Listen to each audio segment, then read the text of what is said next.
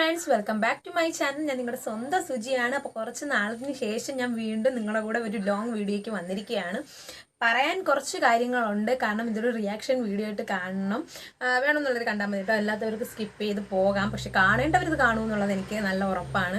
അപ്പോൾ അതുകൊണ്ടാണ് ഈ വീഡിയോ ചെയ്യുന്നത്. കൂടുതലായിട്ട് ഈ നാറിയ കേസ് വീണ്ടും വീണ്ടും ഇടണമെന്ന് എനിക്ക് ഒരു താല്പര്യവുമില്ല. പക്ഷെ ഇട്ടേ മതിയാകും എന്നുള്ളപ്പോൾ നമ്മൾ ഇട്ടല്ലേ പറ്റൂ. അപ്പോൾ ഇതിൽ കുറച്ച് ചോദ്യങ്ങൾക്കുള്ള ഉത്തരവും പിന്നെ കുറച്ച് കാര്യങ്ങൾ ഡീറ്റെയിൽസ് ആയിട്ട് പറയാനും കൂടിയിട്ടാണ് ഞാൻ വന്നത്. അപ്പോൾ എനിക്കിന്ന് ഭയങ്കര സന്തോഷമാണെന്ന് വെച്ചാൽ ഒരു വീഡിയോ കണ്ടു, ഉച്ചയ്ക്ക് ഒരു ലോങ് വീഡിയോ കണ്ട്. അപ്പം ഞാൻ മുമ്പ് പറഞ്ഞ അതേ സിറ്റുവേഷൻ, ആ ഡയലോഗ് മറ്റൊരാൾ പറയുമ്പോൾ നമുക്ക് അതേ സന്തോഷം വരത്തില്ല. ഈ ഒരു വാക്ക് കേൾക്കാൻ വേണ്ടിയിട്ടാണ് ഞാനിരുന്നത്.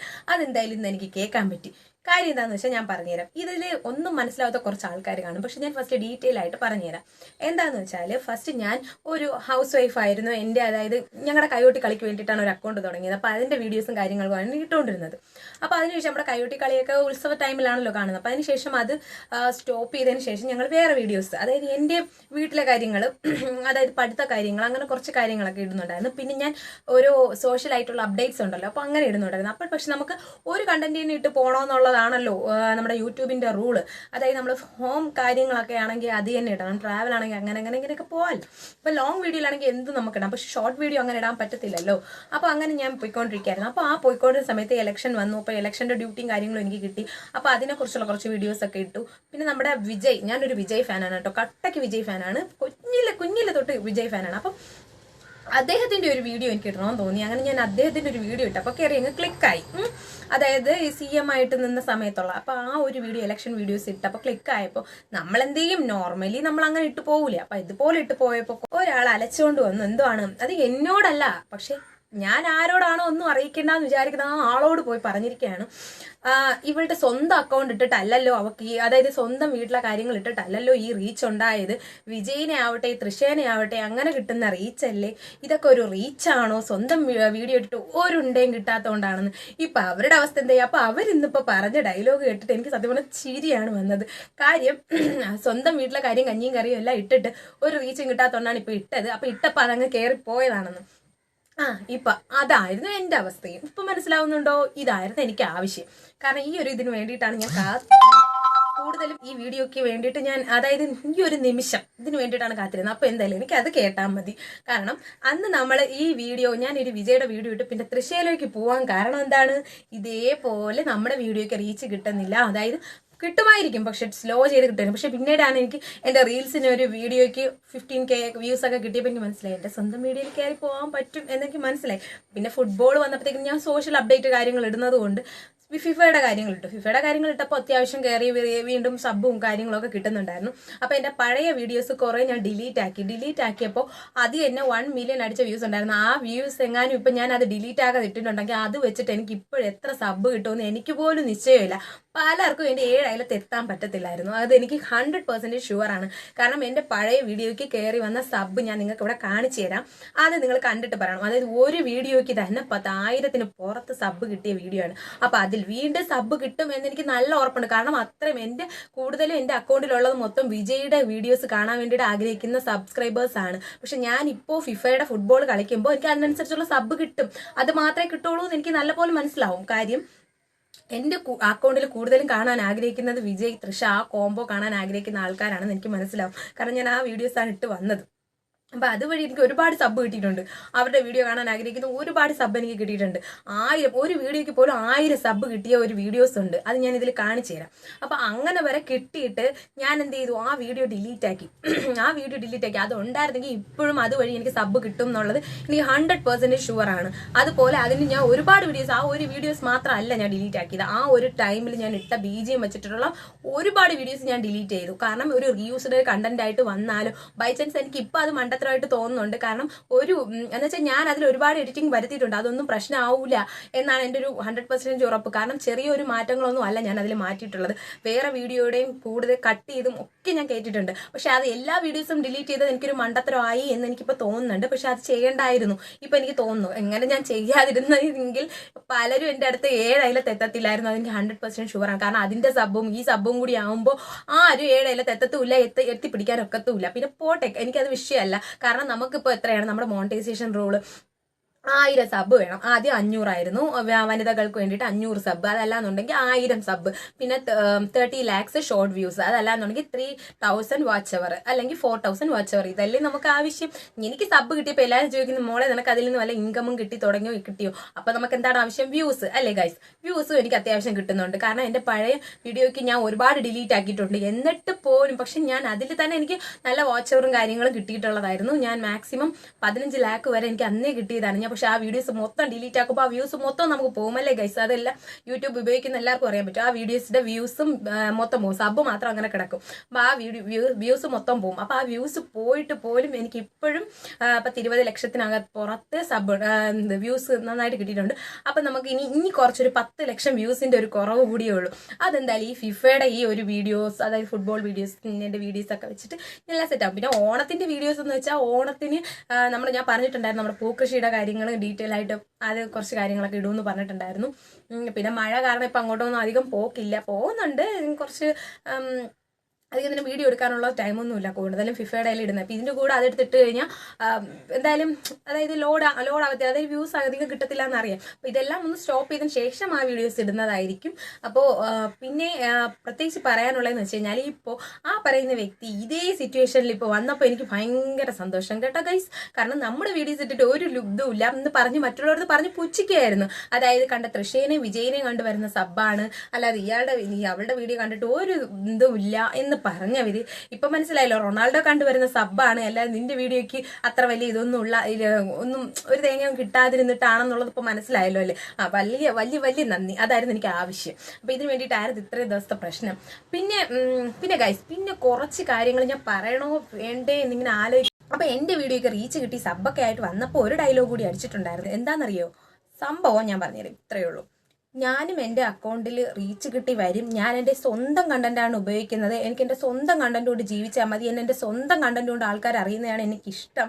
മറ്റൊരാളെയും വെച്ചിട്ട് ഞാൻ ഉണ്ടാക്കാറില്ല എന്നൊക്കെ കുറേ ഡയലോഗുകളും തള്ളൊക്കെ എങ്ങേപ്പുറത്തെ തള്ളായിരുന്നു. ഇതൊക്കെ എന്തൊക്കെയാണെന്ന് അറിയാമോ? ഞാൻ അത് ടൈപ്പ് ചെയ്താണ് കേട്ടോ ഇട്ടത്. ആ ടൈപ്പ് എനിക്ക് അതേ കണക്കിന് കിട്ടി. അതുകൊണ്ട് എൻ്റെ ഭാഗ്യം. അപ്പം അതിനുവേണ്ടി ഞാൻ സത്യം പറഞ്ഞപ്പോൾ ഞാനിപ്പോൾ അതൊക്കെ അങ്ങ് ആലോചിക്കുകയാണ്. എന്തൊക്കെയായിരുന്നു അന്ന് വിളമ്പിയത്, എന്നിട്ടിപ്പോൾ എന്തൊക്കെയാണ് കാണിക്കുന്നത്. ഇതൊക്കെ ആലോചിക്കുമ്പോൾ എനിക്ക് ചിരിയാം. പറഞ്ഞ് ചിരിച്ച് ചത്ത് ആലോചിച്ചു. അത് ഞാൻ വേറൊരാൾക്കൂടെ അയച്ചു കൊടുത്തിട്ടുണ്ടായിരുന്നു. ആള് അതിന്റെ അപ്പുറം ചിരിയായിരുന്നു. ഇപ്പൊ എന്തുവാടി കാണിക്കുന്നത്? സ്വന്തം കണ്ടന്റ് ഇട്ട് ഉണ്ടാക്കി കയറി വരുവോളൊന്ന് പറഞ്ഞവരൊക്കെയാണ്. ശരി, അത് അവരുടെ ഇഷ്ടം. നമ്മുടെ അക്കൗണ്ടിൽ നമ്മൾ എന്തൊക്കെ ഇടണം എന്നുള്ളത് നമ്മുടെ ഇഷ്ടമാണ്. ശരിയാണ്, അത് നമുക്ക് മറ്റുള്ളവർക്ക് പറയേണ്ട കാര്യമില്ല. കാരണം എനിക്ക് എൻ്റെ ഇഷ്ടത്തിനാണ് ഞാൻ പല വീഡിയോസും ചെയ്യുന്നത്. അത് അവരുടെ അക്കൗണ്ട് അവർ ക്രിയേറ്റ് ചെയ്തു, അവരുടെ ഇഷ്ടം.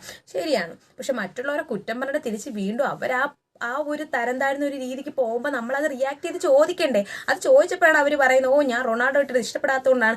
എനിക്ക് അങ്ങനെയൊന്നും ഇല്ല കേട്ടോ ഗൈസ്. കാരണം എന്നെ റിയാക്ട് ചെയ്തിട്ടാണ് ഞാൻ തിരിച്ച് റിയാക്ട് ചെയ്യാൻ പോയത്. കാരണം ഞാൻ മര്യാദയ്ക്ക് ഞാൻ എൻ്റെ ഷോർട്ട് വീഡിയോസ് കാര്യങ്ങളൊക്കെ ആയിട്ട് പോയി ഞാൻ ഓരോരോ വീഡിയോസ് കണ്ടന്റ് മാറി ഇടുന്ന ഒരു വ്യക്തിയായിരുന്നു. ശരിയാണ്, ഇപ്പോഴും ഞാൻ അത് തന്നെയാണ് ചെയ്തുകൊണ്ടിരിക്കുന്നത്. ഈ ആള് വേറൊരു വോയിസിൽ പറഞ്ഞത് കേൾക്കണം. ഞാൻ അങ്ങനെ കോപ്പിറൈറ്റ് സ്ട്രൈക്ക് കിട്ടുമെന്ന് ഞാൻ പറഞ്ഞിട്ട് പക്ഷെ ഞാൻ അങ്ങനെ ചെയ്യുന്നതല്ല. ചില നായ്ക്കളുണ്ട് നമ്മളെ കോപ്പി അടിക്കുന്നത്. അങ്ങനെയാണ് ഇങ്ങനെയാണ് ആരെയാണ് ചെയ്യുന്നത്. ആളും അതേ കാര്യമാണ് ചെയ്യുന്നത്. ചെയ്തിട്ടാണ് പറഞ്ഞത് ചില നായ്ക്കളെ കണ്ട് ഞാൻ കോപ്പി അടിക്കാറില്ലെന്ന്. എന്നിട്ട് ആ കോപ്പി അടിച്ചതും പോരാഞ്ഞിട്ട് വീണ്ടും അതിൽ തന്നെ ആ വീഡിയോ വോയിസ് റെക്കോർഡിൽ തന്നെ പറയുന്നുണ്ട്. അതായത് ഞാൻ വേറെ വീഡിയോസ് ഇട്ടെന്ന് ഞാൻ പറയുന്നില്ല, പക്ഷെ ആ നായ പോലെ കോപ്പി അടിക്കുകയല്ലെന്ന്. ഇതുപോലെ ചെയ്തിട്ട് പിന്നെ ആ കോപ്പി അടിക്കുന്നില്ല എന്ന് പറഞ്ഞാൽ എന്താണ് ഗൈസ്? സത്യം പറഞ്ഞാൽ ചിരി വരൂല. ഞാൻ ഇത്തിരി നേരത്തെ കൂടെ ആ വോയിസ് എടുത്ത് കേട്ട് ഞാൻ ചിരിച്ചിരിച്ച് ചത്തതേ ഉള്ളൂ. അപ്പോഴാണ് എനിക്ക് എന്തൊക്കെ പറയാന്നുള്ളത് എനിക്ക് കത്തിയത്. പിന്നെ നമ്മുടെ വീട് ഞാൻ ഗൈസ് ചോദിച്ചോട്ടെ, ഞാനൊന്ന് എൻ്റെ കല്യാണം കഴിച്ച് കൊണ്ടുവന്നാണ് എൻ്റെ ഹസ്ബൻഡിൻ്റെ വീട്.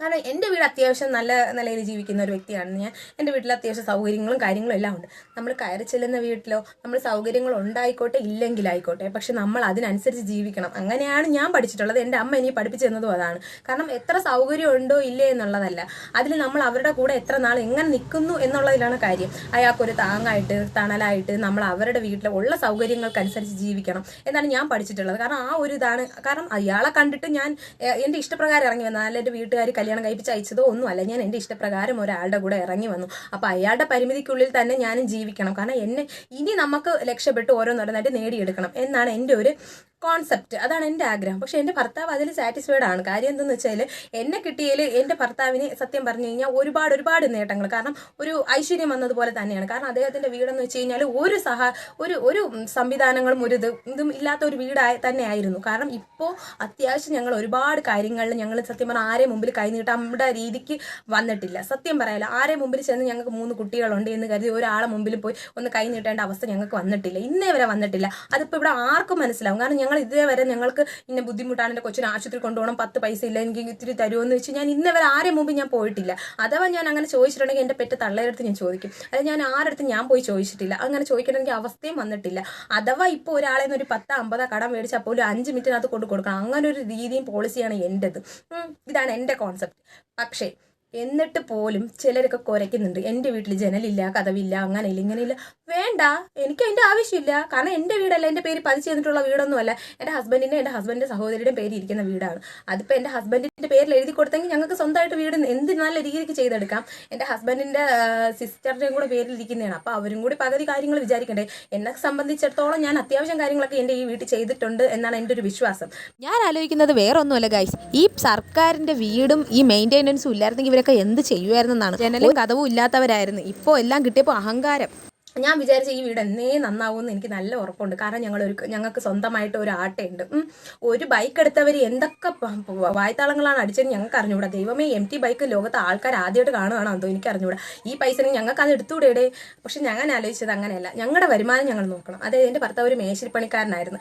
ആ മേശരിപ്പണിക്കാരനെ ഞാൻ ഇന്ന് ഒരു ഓട്ടോ ഡ്രൈവറാക്കി. കാരണം അദ്ദേഹത്തിൻ്റെ ശരീരം അത്യാവശ്യം, അതായത് കല്ല് ചുമക്കാനോ പോകുന്നത് എനിക്കൊരു വിഷമാണ്. ഞാൻ ഒരു ഓട്ടോ വാങ്ങിച്ചു കൊടുത്തു. അതിന് തന്നെ 1.5 ലക്ഷത്തിന് പുറത്തായി. പിന്നെ അതിൻ്റെ ബാക്കി ജോലി, അതിൻ്റെ പണികളും കാര്യങ്ങളും, ഒരു ഓട്ടോ ഓടിക്കുന്ന ഒരു വ്യക്തിയാണെന്നുണ്ടെങ്കിൽ അവർക്ക് അതിൻ്റെ കാര്യം മനസ്സിലാവും. കാരണം എത്രത്തോളം ചിലവ് വരുന്നു. അതിന് ശേഷം അതിൻ്റെ ഓൾട്രേഷൻ വർക്ക് കാര്യങ്ങളായിട്ട് 1.5 ലക്ഷത്തിന് പുറത്ത് നമുക്ക് വീണ്ടും ചിലവായി. എങ്ങനെ പോലും ഒരു 3 ലക്ഷം രൂപ ചിലവായിട്ടുണ്ടാവും. പിന്നെ ഒരു ബൈക്കുണ്ട് ഞങ്ങൾക്ക്, അത് 1 ലക്ഷം രൂപയായി. അതായത് EMI എടുത്തത് കൊണ്ട് അത് അടച്ചു വന്നപ്പോൾ 1 ലക്ഷം. പിന്നെ ഇപ്പോൾ എനിക്കൊരു എൻഡോർ സ്കൂട്ടി എടുത്തു. അതും എനിക്ക് ചിലവും കാര്യങ്ങളൊക്കെയാണ്. എൻ്റെ ഈ ബൈക്കിന് നിസ്സാരം ഒരു 2300 ചില്ലറ രൂപയായിരുന്നു CC അടവ്. പക്ഷേ എൻ്റെ ഒരു സ്കൂട്ടിക്ക്, ഇപ്പോൾ എടുത്ത എൻ്റെ സ്കൂട്ടിക്ക് 4000 രൂപ. ഇതിന് മുമ്പ് ഞാനൊരു ഫെസിനോ സ്കൂട്ടി എടുത്തിട്ടുണ്ട്. അത് കണ്ട് പലർക്കും ചിരിച്ചങ്ങ് മരിക്കുകയാണെന്ന് പറയുന്നതായിട്ട്. കാരണം അത് CCക്ക് തിരിച്ചു കൊടുത്തതിൻ്റെ പേരിൽ. നിങ്ങളൊരു കാര്യം ആലോചിക്കണം ഗൈസ്. എനിക്ക് ഇഷ്ടപ്പെട്ട ഒരു വണ്ടി എടുത്തതാണ്. പക്ഷെ ഞാൻ അത് ഓടിച്ച് പഠിക്കാൻ വേണ്ടിയിട്ട് എടുത്തതാണ്. അന്ന് എൻ്റെ ഹസ്ബൻഡ് എൻ്റെ അടുത്ത് പറഞ്ഞടി, നിനക്ക് നല്ലൊരു പുതിയ വണ്ടി എടുത്തുവിടുന്നു. പക്ഷെ എൻ്റെ ഒരു ഇതിൽ ഞാൻ എവിടെയും കൊണ്ട് മറിച്ചിട്ടാലോ എന്ന് വിചാരിച്ച് പുതിയ വണ്ടി കൊണ്ട് മറിച്ചിട്ടാലെല്ലാം നഷ്ടമായില്ലേ. അതുകൊണ്ട് എനിക്ക് പറ്റൂല, എനിക്കൊരു സെക്കൻഡ് ഹാൻഡ് വണ്ടി വേണമെന്ന് പറഞ്ഞ് ഞാൻ സെക്കൻഡ് ഹാൻഡ് വണ്ടി എടുപ്പിച്ചതാണ് എൻ്റെ ഹസ്ബൻഡിനെ കൊണ്ട്. ആ വണ്ടി എടുപ്പിച്ചിട്ട് ഞാൻ എന്ത് ചെയ്തു, അതിനെക്കുറിച്ചുള്ള കാര്യങ്ങളൊന്നും നോക്കിയില്ല. സത്യം പറഞ്ഞാൽ അത് മൊത്തം അകം പൊള്ളയായിരുന്നു ഗൈസ്. സത്യമായിട്ടും പൊള്ളയായിരുന്നു. അത് ഓടിച്ചിട്ടുള്ളവർക്ക് അറിയാം. അവരൊക്കെ തന്നെ ബന്ധുക്കളൊക്കെ ഓടിച്ചിട്ടുണ്ട്. അവരോട് ചോദിച്ചാൽ മതി അത് പൊള്ളയായിരുന്നു അല്ലേന്ന് അറിയാവുന്നു. അങ്ങനെയായിരുന്നു ആ വണ്ടിയുടെ അവസ്ഥ. അപ്പോൾ ഞാനൊരു നല്ലൊരു വണ്ടി എടുത്തു. കാരണം ചിലരുടെയൊക്കെ വിചാരം ആ വണ്ടിയുടെ CC അടയ്ക്കാൻ പോക്കില്ലാത്തതുകൊണ്ടായിരുന്നു. ഗൈസ്, അതിൻ്റെ CC വെറും 2015 രൂപയായിരുന്നു. അതിൽ നിന്നും കൂടുതൽ CC ആയിരുന്നു ബൈക്കിന്, 2330 രൂപ. അപ്പോൾ അതടച്ച് നമുക്ക് ആ വണ്ടി സ്വന്തമാക്കാൻ അറിയാമെങ്കിൽ ഇതും സ്വന്തമാക്കാൻ അറിയാം. പക്ഷേ ഈ വണ്ടി കംപ്ലൈൻറ്റ് ആയത് കാരണം ഇതിന് ഇത്രയും CC എന്തിനു വേണ്ടി അടയ്ക്കുന്നു, വെറുതെ പൈസ വേസ്റ്റ് ആക്കണമെന്ന് വിചാരിച്ചാണ് ഞങ്ങളത് തിരിച്ചു കൊടുത്തത്. പൈസയൊക്കെ തന്നെ ധാരാളം ഞങ്ങളുടെ വീട് നല്ല ഭംഗിക്ക് ചെയ്തെടുക്കാൻ. മുമ്പിൽ കൈനീട്ടാൻ പോയിട്ടുള്ള അത്. പിന്നെ അദ്ദേഹത്തിനെ കുറിച്ച് കഞ്ചാവ് അടിക്കുന്നു അങ്ങനെ ഇങ്ങനെ. സത്യം പറഞ്ഞാൽ അദ്ദേഹത്തിൻ്റെ കൂട്ടുകാർ പോലും പറയത്തില്ല അദ്ദേഹം അങ്ങനെ ഒരു വ്യക്തിയാണെന്നുള്ളത്. കാരണം മറ്റുള്ളവരെ വെച്ച് നോക്കണമെങ്കിൽ എൻ്റെ ഹസ്ബൻഡ് 100% പ്യുവറാണ്, അദ്ദേഹം നല്ലൊരു വ്യക്തിയാണെന്ന് ഞാൻ പറയും. പക്ഷെ മറ്റുള്ളവരെ ബോധിപ്പിക്കേണ്ട ആവശ്യം എനിക്കതില്ല. കാര്യം അദ്ദേഹത്തിൻ്റെ വീട്ടുകാരും അദ്ദേഹത്തിൻ്റെ ഫ്രണ്ട്സ് ആവട്ടെ, മറ്റുള്ളവരായിരിക്കും, അയൽക്കാർ പോലും അങ്ങനെ പറയത്തില്ല. പക്ഷെ ചിലർ പറയും. അവരുടെ ഹസ്ബൻഡ് എങ്ങനെയാണെന്ന് ആദ്യം അത് തിരക്കിയാൽ പോരെ. എൻ്റെ ഹസ്ബൻഡ് എങ്ങനെയാണെന്ന് വെച്ചാൽ ഞാൻ അതറിഞ്ഞാൽ പോരെ. പക്ഷെ അദ്ദേഹത്തിനെ കുറിച്ച് മോശമായിട്ട് പറയുന്നവർ വെറും മറ്റേതാണ്. അത് ഞാൻ അങ്ങനെ പറയുള്ളൂ. കാരണം ഒരാളെ കുറ്റം കാണാൻ വേണ്ടിയിട്ട് അയാളെ എന്തും പറയാമെന്നങ്ങ് വിചാരിക്കരുത്. ഒരാൾ തെറ്റ് ചെയ്തെന്ന് തന്നെ പറയണം. പക്ഷേ എന്തായാലും ഞാൻ തെറ്റുകാരിയായാൽ പോലും എൻ്റെ ഭർത്താവ് ഒരിക്കലും ഒരു തെറ്റുകാരനാണ് എന്ന് ഞാൻ പറയില്ല. കാരണം അദ്ദേഹം 100% ഷുവർ തന്നെയാണ് എന്ന് തന്നെ ഞാൻ പറയും. പിന്നെ എൻ്റെ കാര്യങ്ങൾ നോക്കി നടന്ന് എൻ്റെ പിറകെ നടന്ന് വേറെ സമയം കളയാതെ നിനക്കൊക്കെ നിൻ്റെയൊക്കെ ജോലി നോക്കി ഇരുന്നൂടെ? അല്ല, എൻ്റെ സംശയം കൊണ്ട് ചോദിക്കണേ. എന്നെ റിയാക്ട് ചെയ്യാൻ വന്നിട്ടേ ഞാൻ തിരിച്ച് റിയാക്ട് ചെയ്യാൻ വരാറുള്ളൂ. നീയൊക്കെ നിൻ്റെയൊക്കെ കാര്യം നോക്കി ഇരുന്നാൽ നിൻ്റെയൊക്കെ പിറകെ ഞാൻ വരില്ല. എന്നെക്കുറിച്ച് പറഞ്ഞു കഴിഞ്ഞാൽ ഞാൻ എങ്ങനെയോ അറിയും. അത് ആദ്യം മനസ്സിലാക്ക്. നിൻ്റെയൊക്കെ സ്വന്തക്കാർ പറഞ്ഞാലും ശരി തന്നെ, അല്ലെങ്കിൽ മറ്റുള്ളവർ പറഞ്ഞാലും ആര് പറഞ്ഞു വേണമെങ്കിലും ഞാൻ അറിയും. ചിലപ്പോൾ ഞാൻ നാളെ നീ കാരണം മറ്റുള്ളവർക്ക് എന്തൊക്കെ പറഞ്ഞു ചിലപ്പോൾ ഞാൻ ഒരു സൗഹൃദം കൂടിയെന്നും ഇരിക്കും. ചിലപ്പോൾ എൻ്റെ ഹസ്ബൻഡ് മിണ്ടിയെന്നും ഇരിക്കും, ഞാൻ മിണ്ടിയെന്നും ഇരിക്കും, പലരുടെ അടുത്ത് ഞങ്ങൾ മിണ്ടിയെന്നിരിക്കും. നീയൊക്കെ എന്തൊക്കെ ചെയ്യുന്നതെന്ന് അറിയാം. പക്ഷേ എന്ത് കാര്യം ആയിക്കോട്ടെ അത് ഞാൻ അറിഞ്ഞാൽ മതി. നീ അറിയേണ്ട കാര്യമില്ല. എൻ്റെ കാര്യം ഞാനാണ് തീരുമാനിക്കുന്നത്. എൻ്റെ ഭർത്താവിനെ അങ്ങ് കൊടുക്കാൻ നോക്കിയ ചിലരൊക്കെ ഉണ്ട്. വണ്ടിക്കകത്ത് കഞ്ചാവ് വെച്ച് പിടിപ്പിക്കണമെന്നൊക്കെ വിചാരിച്ച കുറച്ച് പേരൊക്കെ ഉണ്ട്. പക്ഷെ അതൊന്നും ഞാൻ കൂടുതലായിട്ട് പറയുന്നില്ല. നീയല്ല, നിന്റെ ഇനി ആര് വിളിച്ചത് നിന്റെ മറ്റവൻ വിചാരിച്ച പോലെ അത് നടക്കൂല. അത് കൂടെ ജീവിക്കുന്നത് ഈ ഞാനാണ് കേട്ടാ. അതുകൊണ്ട് ഞങ്ങൾക്കെതിരെയുള്ള ഓരോന്നൊക്കെ ഉണ്ടാക്കിയിട്ട് നീയൊക്കെ സ്വയം താന്ന് തറ കിടക്കത്തേ ഉള്ളൂ. ആദ്യം പോയി സ്വന്തം ചേച്ചിയുടെ സ്വന്തം വീട്ടിൽ അവരുടെ കാര്യം നോക്കടി, അവരെ പോയി സഹായിക്കടി, അല്ലെങ്കിൽ അവരെ പോയി പറയടി ഞാൻ ഡേ കെയർ തുടങ്ങും. ഞാൻ ഡേ കെയർ നിനക്കെന്ത്? ഞാൻ ആരെ മുമ്പിൽ പോയി 10 രൂപ പോലും ഞാൻ കെഞ്ചാനോ തെണ്ടാനോ പോയിട്ടില്ല. എനിക്ക് 3 മക്കളുണ്ടെന്നും പറഞ്ഞുകൊണ്ട് എനിക്ക് അത് എൻ്റെ ആവശ്യമാണ്. എനിക്ക് വളർത്താൻ കഴിവുണ്ട്. എനിക്ക് ദൈവം തന്നതാണ് എൻ്റെ മക്കളെ. അത് നിന്റെയൊക്കെ ബോധിപ്പിക്കേണ്ട കാര്യമില്ല. എനിക്കിപ്പോൾ 3 മക്കൾ വേണമെന്ന് തോന്നി. എനിക്ക് വളർത്താനുള്ള കഴിവുണ്ട്, പ്രാപ്തിയുണ്ട്. എൻ്റെ ഭർത്താവിനും അതിന് കഴിവുണ്ട്. നിനക്കൊക്കെ എന്ത്? നിനക്ക് കഴിവില്ലാത്ത എൻ്റെ കുറ്റമല്ല. പിന്നെ ഞാൻ എൻ്റെ ഗർഭപാത്രം കുത്തിപ്പൊട്ടിക്കോ അല്ലാതെ ഞാൻ പുതിയ കണ്ടന്റ് ഉണ്ടാക്കാൻ വേണ്ടി എന്ത് ചെയ്യും? നീ ആവാതിരിക്കുക. അതൊക്കെ നിങ്ങളുടെയൊക്കെ ആവശ്യമാണ്. അവന് സമയമുണ്ടെങ്കിൽ നീ ചിലപ്പോൾ ഗർഭിണിയാവും. ഇനി ആയിരിക്കട്ടെ, നിനക്ക് അത് പരിചയം കണ്ടന്റും കിട്ടും. എനിക്ക് കണ്ടന്റിന്റെ എന്ത് ക്ഷാമോ അച്ചി? എന്തെങ്കിലും ഒരു ക്ഷാമോ കഷ്ടം ഇങ്ങനെയൊക്കെയാണല്ലോ വിചാരിച്ചു വെച്ചിരിക്കുന്നത്. നീ നിന്റെയൊക്കെ കാര്യം നോക്കി ജീവിക്കാൻ നോക്ക്. എനിക്ക് കണ്ടന്റിനൊന്നും ഒരു ക്ഷാമവും ഇല്ല. ഞാനിപ്പോൾ ഒരു ജോലിക്ക് കയറിയാൽ മതി. എനിക്ക് പോട്ടെ 2 ഡാൻസ് കളിച്ചാൽ മതി കണ്ടന്റ് കിട്ടാൻ. കണ്ടന്റിന് ക്ഷാമോ? നിന്റെ അടുത്ത് തെണ്ടാൻ വരണോ? ആള് മാറിപ്പോയി. പോയി ചാവടി. കാണാൻ താല്പര്യമില്ലാത്തവർ കണ്ടായിരുന്നു കേട്ടോ. സ്കിപ്പ് ചെയ്ത് പോകുന്നത് തന്നെയായിരുന്നു നല്ലത്. പക്ഷെ എനിക്കിത് പറയാതിരിക്കാൻ പറ്റുന്നില്ല ഗൈസ്. ഇതോടെ വെച്ച് കെട്ടുക. കേസ് കൊടുത്തിട്ട് എന്തിനായി പോയി പിൻവലിച്ച? എന്നെ ഒരു ദിവസം പോലീസുകാർ വിളിച്ചിട്ട് പറഞ്ഞു ഞാൻ തിരിച്ച് അങ്ങോട്ട് മറുപടി പറഞ്ഞപ്പോൾ ആ കുട്ടിയെ വിളിച്ചിട്ട് ഫോണേ എടുക്കുന്നില്ലെന്ന്. ഞാൻ കൊടുക്കാൻ വേണ്ടിയിട്ട് വരാതിരുന്നതല്ല. എൻ്റെ ഹസ്ബൻഡ് പറഞ്ഞു അവള് കൊടുക്കട്ടെ, എന്നിട്ട് അവള് തന്നെ നാറണോ. അതുകൊണ്ടായിരുന്നു കേട്ടോ. അപ്പോൾ ശരി, ഇതെല്ലാം കാര്യങ്ങൾ പറഞ്ഞിട്ട് ബൈ ബൈ, സി യു. പറയാനാണെങ്കിൽ ഒരുപാടുണ്ട്. നേരിട്ട് കണ്ടിട്ട് പറയാനാണെങ്കിൽ അതീന്നുണ്ട്. പിന്നെ നിർത്തുന്നു. നന്ദി, നമസ്കാരം. പിന്നെ ഇനി മുതൽ ഈ കമന്റിന്റെ അടിയിൽ കയറി ചൊറിയാൻ വന്നു കഴിഞ്ഞാൽ നേരിട്ട് ആ കമന്റിന്റെ അടിയിൽ തന്നെ ഞാൻ വന്ന് ചൊറിയും. പിന്നെ എൻ്റെ അക്കൗണ്ടിൽ കയറി നീ കമന്റ് ഇട്ട് അങ്ങനെ ചെയ്തു ഇങ്ങനെ ചെയ്തു എന്ന് പറയണ്ട. എനിക്ക് കാരണം എൻ്റെ അക്കൗണ്ടിൽ കയറി കണ്ടവളെ പറഞ്ഞ് എനിക്ക് നാറ്റിക്കേണ്ട കാര്യമില്ല. കാരണം ഇത് കാണാൻ വേണ്ടിയിട്ടല്ല എൻ്റെ സബ്സ്ക്രൈബേഴ്സ് ഇരിക്കുന്നത്. അതുകൊണ്ട് ഞാൻ മെയിനായിട്ടൊരു കാര്യം പറയാം. അവനവൻ്റെ കാര്യം നോക്കി പോയാൽ അവനവന് കൊള്ളാം. കാരണം നിന്റെയൊക്കെ കാര്യങ്ങൾ ചൊറിയാൻ ഞാൻ വരുന്നില്ലല്ലോ. എനിക്ക് ഇനി കണ്ണി കിടക്കുന്ന കൂത്തിപ്പട്ടിയുള്ള കാര്യങ്ങളൊന്നും തിരക്കേണ്ട കാര്യം എനിക്കില്ല. എനിക്ക് എൻ്റെ കാര്യങ്ങൾ മാത്രം തിരക്കാൻ എനിക്ക് സമയമുള്ളൂ. അതിൻ്റെ ഇടയ്ക്ക് മറ്റുള്ളവർ എന്നെ ചൊറിയാൻ വരുമ്പോൾ ഞാൻ തിരിച്ച് റിയാക്ട് ചെയ്യും. അത് സ്വാഭാവികം. ഞാൻ ഒരുത്തിയും ചൊറിയാൻ വരുന്ന ടൈപ്പല്ല. കാരണം എനിക്ക് എൻ്റെ കാര്യങ്ങളുണ്ട്. അത് തന്നെ എനിക്ക് ചെയ്യാൻ സമയമില്ല. അപ്പം എനിക്ക് നിന്റെയൊക്കെ കാര്യങ്ങൾ തിരക്കാനും സമയമില്ല. അപ്പം അതുകൊണ്ട് നീ നിന്റെ കാര്യം നോക്കി നീ എന്ത് വീഡിയോ ഇട്ടോ അത് നീ റൊണാൾഡോനെ പിടിച്ചാൽ നീ ആരെ പിടിച്ചെന്ന് എനിക്ക് അറിഞ്ഞോളൂ. നീ ആരെയെ പിടിച്ച് നീ രക്ഷപ്പെട്ടു പോകണമെങ്കിൽ പൊയ്ക്കോ. എനിക്ക് വിഷയമല്ല.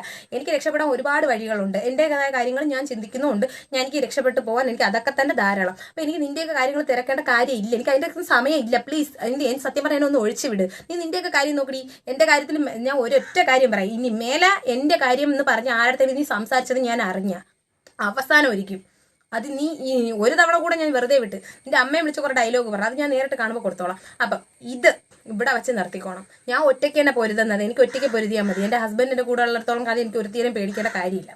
അപ്പം ഒരൊറ്റ കാര്യം പറയാം. ഇവിടെ വെച്ച് ഇതെല്ലാം സ്റ്റോപ്പ്.